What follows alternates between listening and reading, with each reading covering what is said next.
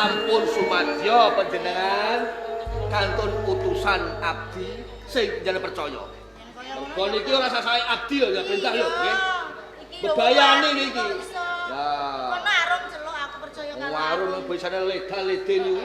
Ora. Medeni wong niku. Ora leda-lede tak pasrahke karo kowe. Mboten. Iya. Wah nek kok diremuk. Ora. Nah, bocah niku galake ra umum. Ora tau ngremuk sae kuku.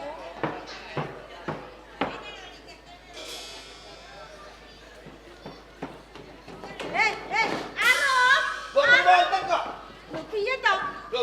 Kamu tak kok kan goleki Arum. Pun. Lho, lah kok mlayu ki mau sapa? Lho. Coba Bocah dene, Bu. bueto ta iki. Wong kok so. Kenapa? Kowe iki tak goleki kok so malah ndruntel. Mlayu memburi ki Mlayu. apa? Kebablasen. Kebablasan. Aja sok klino kebablasen. Niki goleki aku arep ngopo? Aku ya Megati banget kowe di goleki Bidara Putri. Ngene lho Arum. Ndoro. Aku bakal kongkonan karo kowe. Kira-kira ning kene iki bayaranmu kurang apa ora? Bayaran Niki niki bayaran sasenmu iki kok. Bulanan. kula mboten nate bulanan. Loh, lah kok ora bulanan? Suntik 3 sasi ya. Tegese belanjamu ku sesasi piro? Oh, bayaran gaji. Nah, Iya. kok malah tekan Kurang suntik apa ora barang. kok iso teko suntik. Nek sedintene 75 niku ping 30 pinten, Ndara? Kurang. Kurang. Sik kurang. Ya wis, yen kurang 75 Ping 30 sesasi lak 30 dina to. wangi lho. Iya. Lho yen kurang ora usah kuwatir engko bakal tak tambahi luweh. Jenengan undaki. Iya. Alah, mau repot-repot, Ndara. Hah, tangane gatel. Ora. Ora nek tangan kena iki lho Pak slebet ngono. Iya no. So kene asal lagu kudungan. Kowe ki nek ora kelek kok kudune rae. Ning aku bakal kongkonan kowe luwih dhisik. Nggih, napa Ndara? Kaos pisungsun kanggo garwa Prameswari. Pisungsun. Kagem garwa Prameswari. Wujudipun apa Ndara? Kolak tape. Unjukan kolak tape. Yo. Namung niku? Iya, Neng. Anggonmu maringke aja nganti sapa wae ngerti. Yen to ana sing ngerti tak kethok bulumu. Ora mung kowe. Lho. Lho, ora mung kowe. Ora mau diketok gulumu. Sak keluargamu. Lah kok guluku nek diketok ra duwe gulu. Alah kok diganti kacang ijo. Ben diketokne manuk gentilang. Kowe pengen mau bayaranmu munda apa ora? Pengen. Lah iya kula. Sago apa ora? Nggih, Hati lho ya. Kepeksa kula. Aja kepeksa nek gelem-gelem. Mergo ngene aku weruh, kowe iki isih butuh dana akeh. Mula sing tak perintah iki kowe. Tuh gentak-gentuk. Yen ngono tadi luwih dhisik ya. Wong kok iso marai anyel terus. Aku nek kepethuk kowe iki megah ra asline. Mesisan. Yo yo. Lah iya kok. Timbangane mindun gaene lah apa. Coba aku lho sak pelaku. Terus iki tak umbekno kowe lho. Aja. Niki. Ya. Saburan Ndara. Aja ning ora iki nek kowe kepengin ning pemungkuran. Mengko rampung kewajiban kowe gawe dhewe nang Nah, guru. wae sing akeh. Aja nganti ngerti sapa wae lho ya. Yo yo. Nggih. Hati-hati. Kula pamit nggih Ndara. Ya, hati-hati Hati-hati. tenan lho ya. Ndara. Alah menyeke. Dik, Arya Mantri. Nek rasane atiku kok kuwatir karo Arum. Kok kene koyo kandamu wae listrik. Lawat-lawat iki. Ya.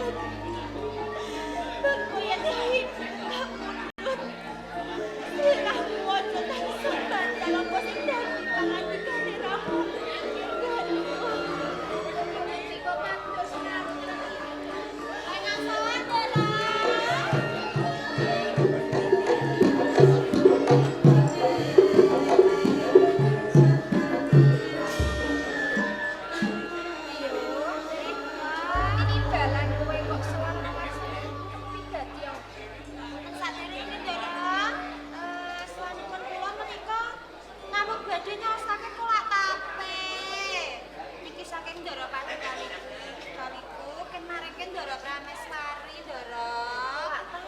Nggih. Sing ora tak tahu ya aku matur wedang. Rek dene sampun jenengan tampi kula tak ngahi kewajiban meneh ya, Ndara. Kono-kono.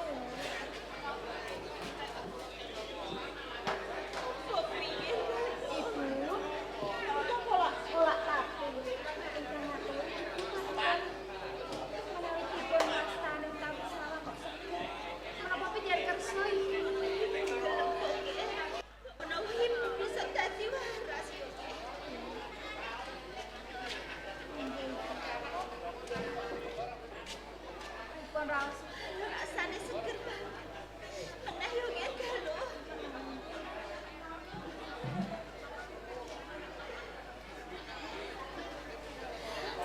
Aduh, Galo. Jadi kenapa Ibu? Tapi kemau sing dirasake Ibu sedih. Lagi saya kepindu Ibu. Kone mangan kolak tape kuwi kok malah tak suwe lara dadane Ibu Galo. Kaya Ibu wis ora kuat tangga urip sing kaya ngene. Aku tresno karo kuwi wae Galo. Ibu bisa Ibu.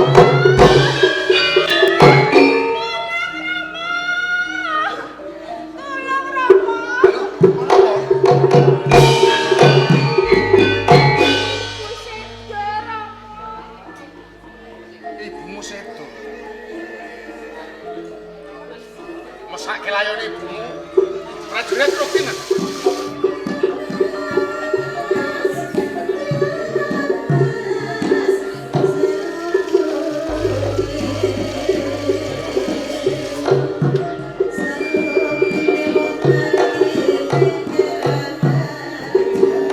Romo bakal nyupirso.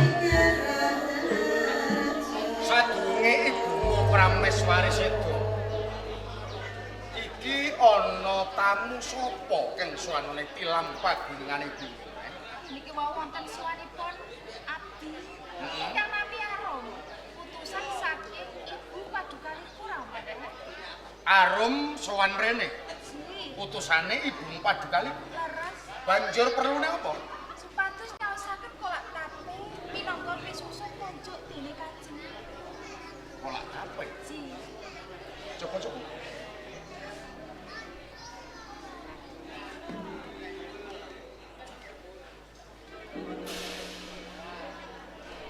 Rama kok cubriya marang kolak tape iki.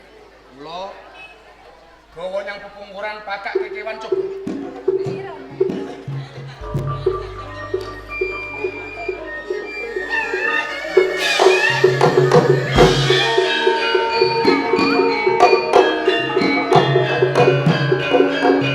Kolak tape pemekak keniwan sak nalika temekaning pati lho.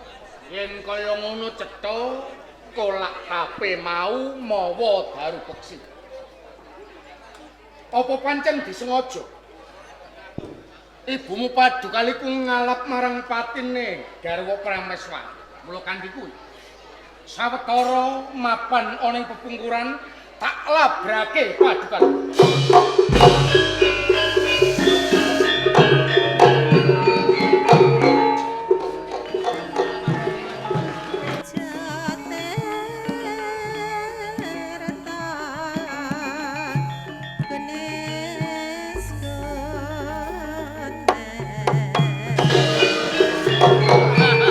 Ciloko, Ciloko, Mbak Yu, ayo minggat, ayo minggat, ayo minggat, ayo minggat. Minggat neng ndi, ngopo kok minggat ki ana apa? Tran mbak wonten irian. Lah ngopo kok teko irian? Sampeyan ora minggat lunga tran mati. Kok iso mati ki? Bakal mati dikum. ngopo? Dikum apane sing dikum? Hukum Ana apa iki jane ana apa? Arum. Heeh.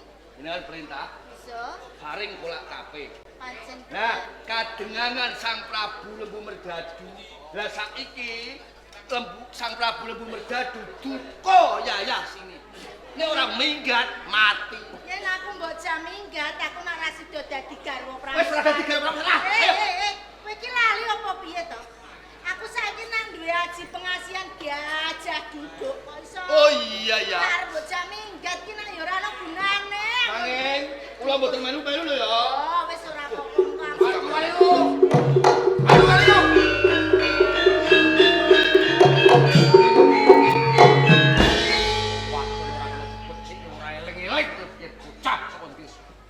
Sengkake ngaluhur tak pundhut garwa kedua kowe dadi garwa iya Wonten menapa kok panjenengan duka kalian kula wonten menapa Sinuwun Prabu? ora ngerti kahanan ora praja Kediri Mboten mangertos. Prameswari sedo Prameswari temekanipun pecah. Nek kula mboten ngertos saestu Kang Mas Prabu. kowe ora ngerti apa etok-etok ora ngerti Saestu kula mboten mangertos. kowe ngalap palungguhan Prameswari nganti kowe ngeracun karo Prameswari ya Boten Sinuwun, boten aku. yen nganti kabukten perkara iki Raja kancing mesti. tapi ngono pasti Jedut. Jedut. Jedut. eh sawangan pripatku abang aku nesu aku nesu ora guyon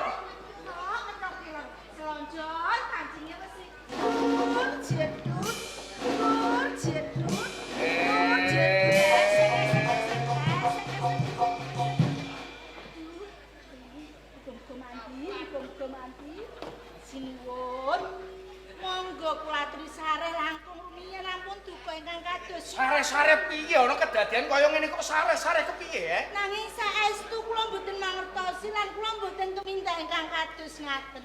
Menawi kula tumindak sampun kala rumiyin mboten dinten sakmenika Sinuwun. kaya ora meri kalungguhan Prameswari Mboten wong kula panjenengan dadosaken garwa ampeyan mawon remet raosipun manah kula kok Sinuwun. nganti aku ngerti kenjalari patine Prameswari kowe aja takon dosa Nggih, pun mboten pun akipring pet menak kula mboten saestu. sing dadi penggalian Nggih wonten menapa? iki ora mung perkara sedane Prameswari Lajeng coba pikir sedhela meneh putramu Galuh Candra Kirana lan Panji Inukertapati bakal dhaup ingkang mongko kentinging dedaupan wis katemtokake dening Kang Mas Prabu Lembu Amiluhur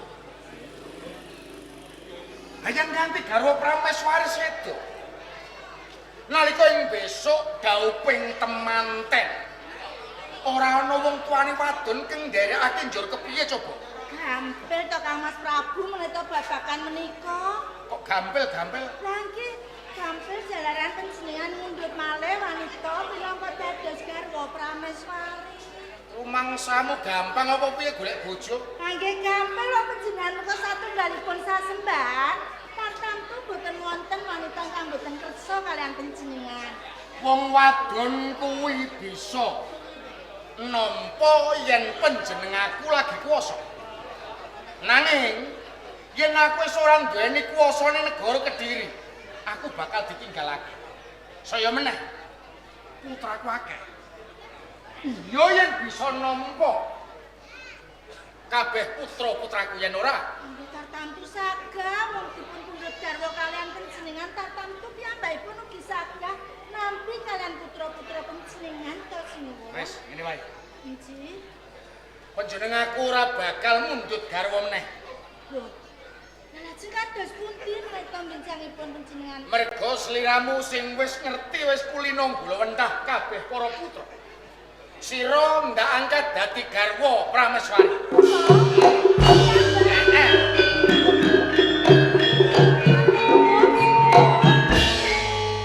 ana apa cingak-cinguk Boten. Kula niku pas resik-resik niku wau kok kapireng niku nggih tah boten. Ngoten lho. krungu apa krungu apa Menawi Mbak Yu Padukaliku dipun angkat pinangka garwa Prameswari. Nggih, napa boten? ya Saestu. bener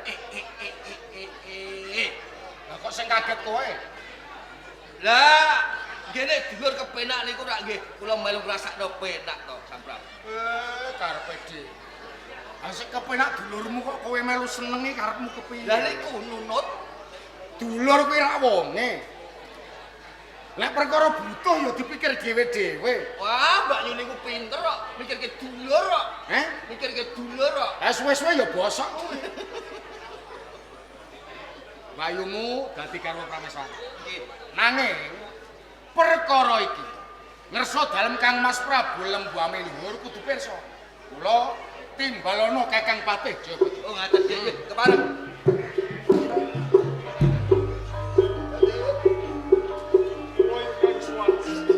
Kene Kakang. Katuri lungguh.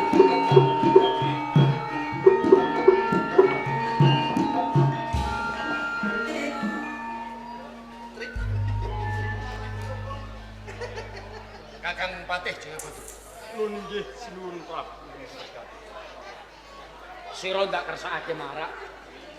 Merga panjenenganku bakal utusan marang jeneng sira. Ngenali bab perkawis menapa? Sambung lan sedane garwa Prameswari. Sliramu gelem sowan ana ing Jenggala, matura ana ngersa dalem Kang Mas Prabu Lembu Ame Luhur. Sepisan matur yen garwa Prameswari lagi wae sedo. Kengangka loro Dauping Galuh Candra Kirana lan Panji Nukertapati diundur rampung 100 dinane Prameswari. Kados mekaten. Menawi sampun dipun parengaken nyuwun tambahing pangestu. Sing ati-ati, tindak.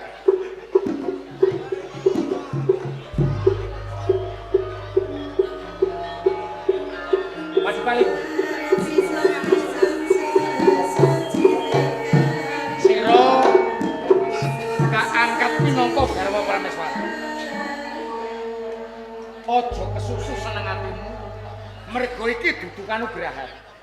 Nanging iki kewajibanku luwih abot. Kunci akan jauh. Apa meneh sadungkapan Kediri Jenggala bakal bepisana. Uba rampen kanggo Dauping putramu Galuh Candra Kirana. Tak pasrahke. Wis akan jauh. Kowe mantri, Dawuh. rewang-rewang ngono Mbak Yumu, ya. Ngaten nggih, sedika dawuh.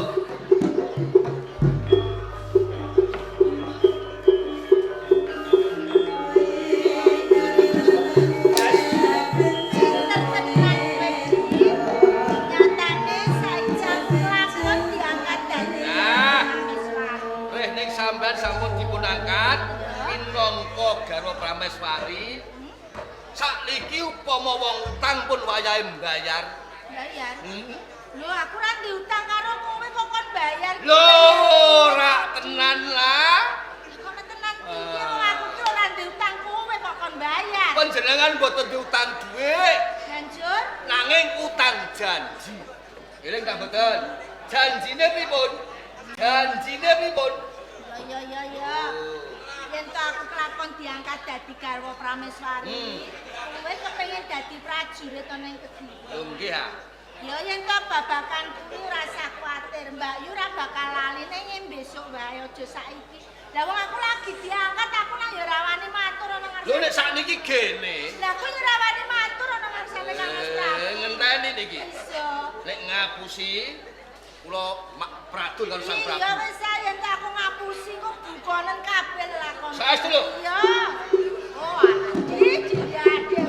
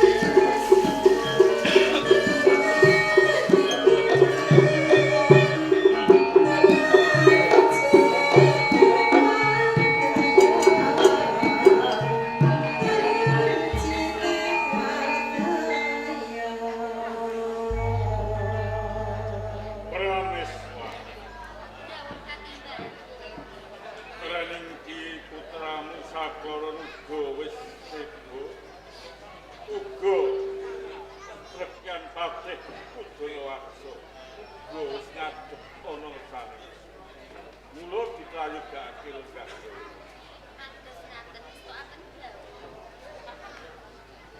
Marang sira patih Kudunawaksa. Inggih kula. Wak yo winantu Raharjo Swanira ana raja Jember. Pikantuk berkah saha pangestu panjenengan sowan kula mboten wonten rubeda menapa-menapa. Nanging boten katalupen kula ngaturaken sembah kula kunjuk. Ya, ndak tampa ralilan puja pangestuning Jendrai Kentang Tampak. Sanget ing pamundi mugi ndadosaken jimat kula. Mangke sakbabaning pisuwanan kula ratakaken sedaya kawula ingkang boten nderek seka wonten ngersa panjenengan. Kaya ngono ya diprayogake. Ngesta. Marang sira Tole Panji Karso. Nuwun inggih Rama dawuh tinimbal. Rening siraga wis ngadep ana ngersaning Rama. Coba ing kene Rama bakal miteran. Banjur kepiye nalika ing ngarep den sira ndak utus supaya tumuju ana ing kraton Kediri. Sowan ngersaning pamanmu Lembu Mergaju. Den supaya nang sekake rembug ngenani bab dedaupaning kadangmu Panji Inukertapati lawan Galuh Candra Kirana.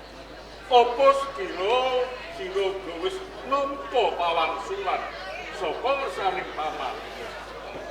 Kepareng kunjuk atur menawi lepat nyuwun putra ageng papunten. Rama, tuhunipun sedaya dawuh pangandikanipun Kanjeng Rama sampun kula tindak. Menawi Kanjeng Rama menika utusan kalian kula sowan wonten ngersane Paman Prabu Lembu Mergaju wonten ing Jember. Sabab namung ngasekaken dedaupanipun temanten Inukertapati kelawan Galuh Candra Kirana. Miturut sedaya keluarga wonten ing kraton Kediri. Dedaupanipun temanten kala wau ngepasi dinten Anggara Kasih wonten ing wulan Ngajeng. Dadi wis ditemtokake kawan pamanmu Prabu Lembu Mergaju. Leres Dina Anggara Kasih wulan ngarep iki. liripun kados makaten. Napa dinten Anggara Kasih kala wau ugi condong kalih pamanggihipun Kanjeng Rama. Ya. Mbok menawa pancen kuwi dina kang becik apik kanggo dedaupan kadangmu Panji Inukertapati. Mbok menawi kados mekaten. Kula diprayogake. Lho niki. Tole Panji Inukertapati. Dawuh katimbalan Rama. Sira mbok menawa wis midhanget dhewe ngendikaning Kang Masmu Panji Kartolo. Ngenani bab dedaupanmu lawan Galuh Candra Kirana. Iki dina Anggara Kasih wulan ngarep iki. Yen ngono wis anyedhaki. Kados ngaten. Mula sing gak suwun sira kudu enggal nyamaptakake kanggo panceting temanten putri. Pisan dungkap kaping pindho sira kudu sing ati-ati, kudu bisa njaga marang diri pribadimu. Sadroning selapan dina iki aja pisan-pisan sira njur kena panggodaning sawijining wanita kejaba calon garwamu. Kanjeng Rama. Perkawis uga rampen. Kula kinten boten wonten ingkang kecicir. Sedaya kala wau sampun samapta. Lan malih Rama. Sekedhap malih kula nempuh talinipun bebrayan. Nggih. Rumaos was lan sumelang wonten saklebetipun manah kula. Nanging Rama, Kepiye dhewe? anggen kula tresna dumateng Diajeng Galuh Candra Kirana. Badhe kula kancing wonten saklebetipun manah. Bagus. Yo kaya ngono kuwi kang gak kersakake yen bisa rabi sepisan kanggo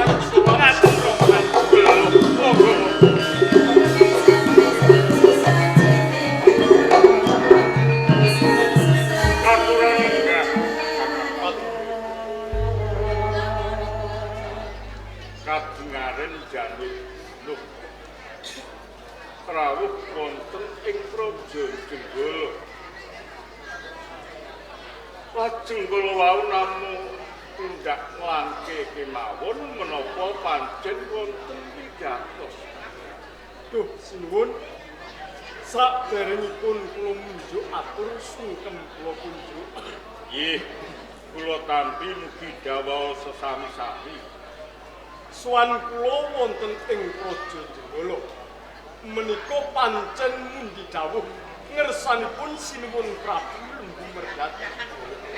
Kautus dening Yayi Prabu Lembu Merdati. Ngaten inggih sinuwun.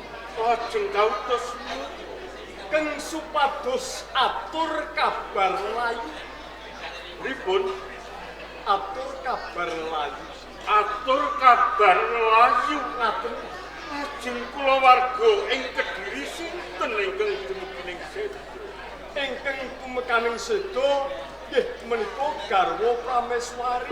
Garwa Prameswari.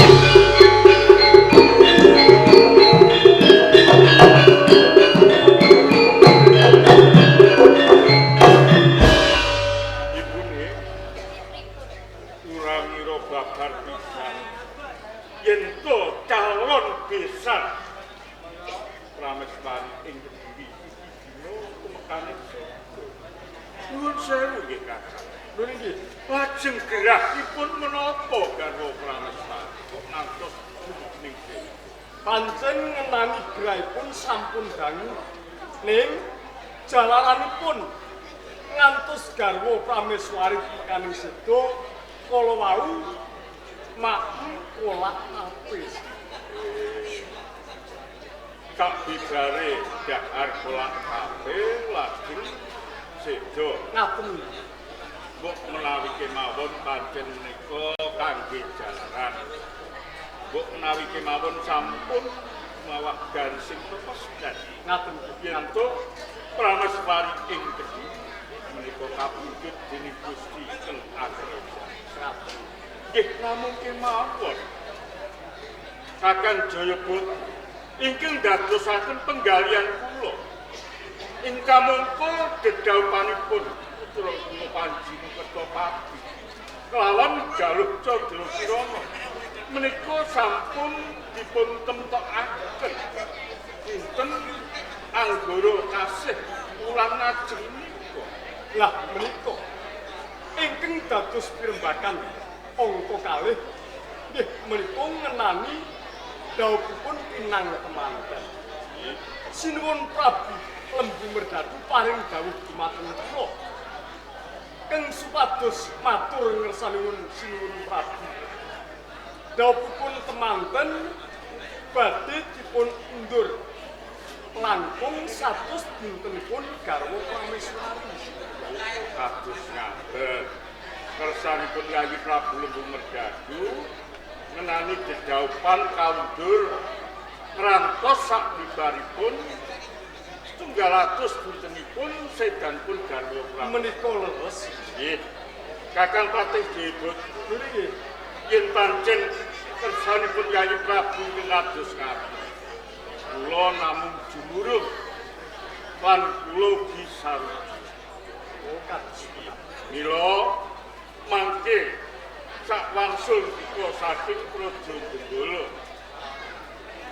Namung kula titip kula lan sak keluarga ing Jenggala derek bila Sungkawa sedanipun garwa Prameswari. Mangke panjenengan aturaken sampun Yayi. sedaya dawuh pangandika panjenengan badhe kula estuaken. Mbok menawi sampun dipun paringaken sawetawis kula badhe mangsul wonten ing Praja. Menapa boten langsung prayogi sawetawis Matur sembah ingkang atos-atos pamanten. Atus sekali. ingkang atos-atos.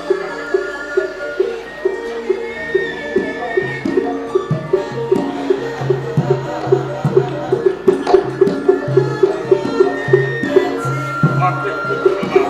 Inggih kula. Ora ngira babar pisan yen ana lelakon kang ora ingsun kersakaken. Umpama dedaupan iki ora diiku mbok menawa iki ora prayoga. Menika laras Mergo kena diarani pinyandung watu. ingkang prayoga inggih dipun undur dedapanipun Kanjeng Asmara Banyu lan Sekar Tadi. Oleh Asmara Banyu. Sabdo katimbalan. Siraga wis midhanget dhewe ngendikaning Paman Bupati Boyo.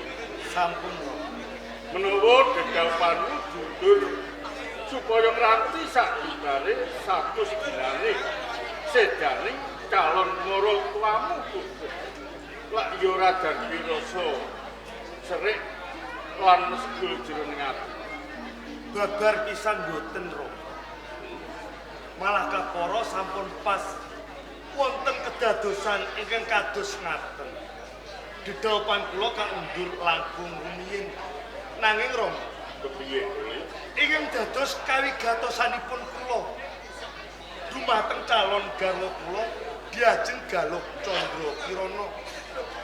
Sasampunipun katilar dening Kanjeng Ibu tartamtu kekes ing penggalihipun menawi kedlarong-dlarong anggenipun menggalih ing benjangipun badhe gagar badanipun kula niki gadah sarana Rom.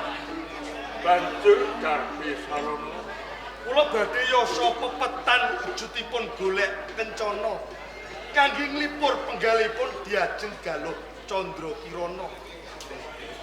kaya ngono. Katen inggih Kok menawa luwih prayoga. Ya mung wae Raning putra ing Kediri iki loro cacahe. Aja nganti mengko ndadekake kemeren yen yasa pepetan ya uga loro cacahe. badhe kula estokaken Ro. Nanging lilah panjenengan ingkang kula suwun ingkang supados Kang Mas Panji Kartolo sabiyantu dumateng kula Ro. Kaya ngono. Kowe katul. Nggih, dawuh punika. Kok menawa sira wis keprungu dhewe ature kadangmu dina Kertopati. Sira disuni sabiyantu anggone bakal yasa pepetan. Lak yo ora kabotan kok nggih. Romo, menawi wonten kepareng Kanjeng nggih, kula badhe sendika dawuh. Badhe bebantu kalian kadang kula inu Kertopati. Yasa pepetan. Menawi mangkenipun kula pribadi ingkang badhe marengaken dhateng Galuh Candra Kaya ngono. Aja nganti kesuwen iki dina ingkang ditindakake ngene. pangestunipun Kanjeng Rama ingkang pamit tambahing pangestu.